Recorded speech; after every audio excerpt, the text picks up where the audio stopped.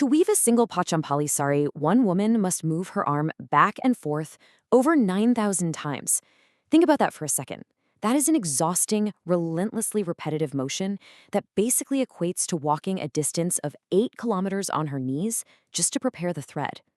Well, in this explainer, we're diving into the incredible story of a 6th grade dropout who built a machine to make sure his mother never, ever had to do that again. We're going to see exactly what happens when deep personal empathy turns into a literal mechanical marvel. Section 1. The toll of the limb. 18,000. Just let that number sink in. That is the sheer scale of the labor we're talking about here. You see, for a weaving family to barely earn enough money just to feed themselves, they needed to produce 2 saris a day. And to hit that quota, the mother in our story had to move her arm 18,000 times, manually handling roughly 25 kilometers of thread. I mean, just imagine the physical endurance required to do that day in and day out for years on end. Unsurprisingly, that kind of repetition took a devastating physical toll. Every single night, her shoulders and elbows ached so badly that the only relief she could find was to rub some balm on her joints and just lie down in pain. And her son? He watched this agonizing nightly routine happen from the time he was a really young child. He simply couldn't stand by and watch. He completely refused to accept his mother's physical suffering as a permanent reality. Which brings us to Section 2, the Ikat bottleneck. So what exactly was she doing? It's a process called asu.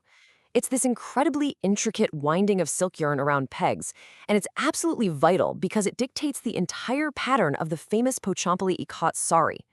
This is the critical bottleneck for the weavers. Literally nothing else in the loom can even begin until this manual process is completed. You can't skip it, and you certainly can't rush it. The breakdown goes like this. Step 1, you secure the yarn. Step 2, you manually wind that yarn back and forth over those pegs 9,000 times. And step 3, you finally finish the process, a grueling 6 hours later. It's basically a relentless, complex 3D vector motion, entirely powered by a human arm, just to prep the material for one single sari. Moving into Section 3, the scrap metal obsession. Enter Chintakindi Mallesham. Now, on paper, this guy had absolutely no business building complex automation machinery. He was born to handloom weavers, living right on the edge of poverty. He dropped out of school in class 6 just to help his family survive. He had zero, and I mean zero, formal training in mechanics, engineering, or electronics. Yet, armed with nothing but empathy and this relentless drive for frugal engineering, he decided he was going to automate this impossibly complex process anyway. This wasn't some movie montage where he figures it out overnight. It was a brutal trial-and-error masterclass in grassroots innovation. He pieced together prototypes on a wooden frame, part by salvaged part, and most of it failed. He wasted material and money his struggling family desperately needed, to the point where his own mother actually begged him to stop. But he didn't. He ended up going to Hyderabad, where he obsessively watched mechanical movements in a workshop, and suddenly, he had a breakthrough. He came home, applied what he saw, and finally finished his invention. All right, Section 4, the Lakshmi Asu machine. The leap in efficiency here is just staggering. What used to be 6 agonizing hours of manual labor per sari was slashed down to just 90 minutes. A machine was now doing the impossible, replacing thousands of painful arm movements with smooth, automated precision. And this didn't just save his mother's arms, right? It totally transformed the family's socioeconomic reality. The manual limit was 2 saris a day, which meant 12 hours of brutal labor just for the asu alone. But with the automated machine, a weaver could suddenly manage 6 to 8 saris a day.